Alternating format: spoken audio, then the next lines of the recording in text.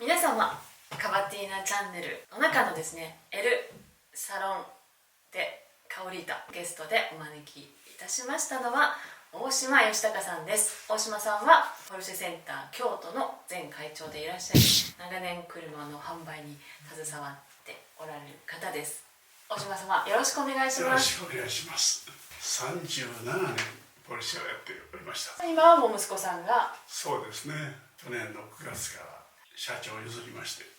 私は今会長として会社をボケっと眺めてると思いますいらっしゃるだけでみんなが閉まると思うんですが、ぜひお話伺いたいなと思ったのは、このカバティーナチャンネルは生みの親になるんですよ。そうですか、ありがとうございます。カバティーナの曲は僕は大好きですか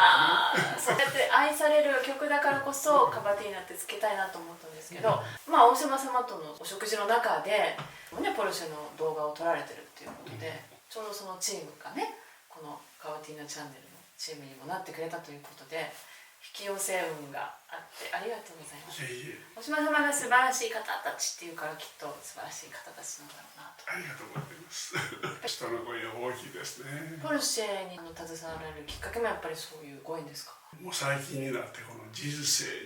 でよく考えるんですけどね、人生っていうのは人の一生なんですけどね、人と生きるというのと、人に生きるというのとね、でもやっぱり最近は人に生きることを大事にしないといけないなとつくづく思います。人に生きる、はい、人が生きるのが人生だと思ってましたけど、で人と生きるのが人生、でも人に生きることが非常に大事な、人のために生きる。まあポルシェのビジネスはね、本当に楽しいビジネスで感謝しております。ポルシェね、初めてこの間自分で運転させていただきましたけれども、やっぱりそのポルシェという真髄はその遊び心っておっしゃってましたか？そうですそうです。フェリー・ポルシェさんがね、一番最初ポルシェを作った時に、自分の周囲をどこを見渡しても自分の夢を叶えてくれる車はどこにもなかった。だから自分で車を作ることにした。でその作られた車を見るとね、本当にこの軽量でね、楽しくて遊び心が満載しているような車なんですよ。それで僕はフェリー・ポルシェさんの夢は遊び心を満たしてくれる車を作られたように思いますね。それが僕は最初のポルシェの車を作ったアイデンティティっていうんですか、ポルシェは本当に遊び心を大事にした車です。曲線美もありますし、そうですね、使いやすくて、なんかそれまでのじゃあ車というと角張ったものであったりとか、角張ってちょっと重々しくて、威圧感のあるような、ね、はい、車でしたけれども、ポルシェが作ったのは本当に軽量で軽くて使いやすくて、乗っている人を楽しくさすような、そんな車であったように思いますね。色もね鮮やかですもんね、どんな色も。どんな方がこうお客様としてご愛用されてますか？僕はその前にはボルボを販売してましたけど、ボルボというのは非常に日常的な車でしてね、人間のための良き道具とか安全性とか、外から見たら小さいけれども中に入ったら広いとか、荷物がたくさん積めるとか、そういう車でした。私も乗っていたので、守られてる安全性はここまで追求してるのかっていうのを思いますね。説得するのにはね、非常に説明しやすい車でした。でボルボのディーラーをした時に、今までの販売方法と全然違うんですよね。営業の文言が全然通じない。だから魚釣りで言えばですね、海で釣ってるのと川で釣ってるの違いがあるぐらい、同じ人相手でも全然そこで交わされる言葉が違うっていうことなんですね。最初1台売って2台売って5台売って10台売ってる間にデザインのためのデザインはしない。でもポルシェは一番こう美しいスタイルで走るとかね、とにかく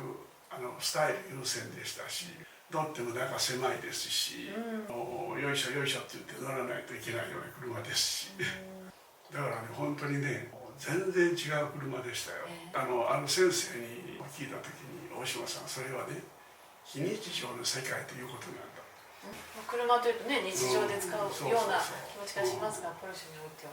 非日常で売ってる間にだんだんこういうお客さんがポルシェに乗ってくださるんだ、それでもうかれこれ僕も自分で500台ぐらい、会社として約2000台ぐらい売りましたけどね。へえ、じゃあ今でも京都をこう走られてると、見られたら多分オーナーさんがなんとなく分かるということですね。遊び心はい。っていうのを最近すごく大切にするんですけど、人生大事ですよね。ねえ、遊び心。こんなこと言えばちょっと偉そうぶってるかもしれませんけど、ボイジンガーっていうね、オランダの歴史学者がいらっしゃって、その方がね「中世の秋」っていう書物の中でね、世界のいろんな文化というものは遊び心から始まっているんだと。で、遊び心を真面目に捉えるとね、文化になるみたいなことを知りましてね、それでペリー・ポルシェが一番最初作った夢を満たす車、僕がそれを遊び心ということに、夢というものを遊び心に置き換えると、ポルシェが作ったペリー・ポルシェはですね、やはり車の素晴らしい文化を作られた最初の方ではないかな。で、今もお客様を見てますとね、やはりポルシェを買われる方はすごく遊び心がある。遊び心っていうか、ね、全部ぎっちりしてないっていうところですよね。で、遊び心はやはりその人を元気にさす。大島さんの元気。御年80何歳。3歳。元気な人は遊び心がある。証明されてますね。遊び心のある人は元気だ。だから元気と遊び心っていうのはね、やはり人生にとってね、すごく大事なことだと最近つくづく思いますね。嬉しい。そんな元気な大島さんがいつもポルシェで私のシネマを聴いてくださっているんですが、すごく嬉しくて、車と音楽って合うじゃないですか。いや、カールさんのね、ギターのね、どの音楽をとってもドライビングのフィーリングに合うんですよ。まあ、こうやって楽しくてルンルンと走ってるのは5番目の曲ね。5番目の曲はね、あれは何でしたっけね。大島様が一番お好きな。ルンルンとした走る雰囲気の車。アベリの曲。あ、あれかな。僕番号だけで内容何も覚えてないんですけど。ぜひその遊び心のあるポルシェを運転させていただいて、このカバティナチャンネルでも時折いいですか、ドライブをやりましょう。ぜひご出演されてください。じゃあこれからもどうぞよろしくお願いします。こちらの方こそ。いや、ほんの少しですが、とてもいいお話を伺いました。カールさんと巡り合ったことがすごく嬉しくてありがとうございます。ということで、大島義孝さんでした。ありがとうございました。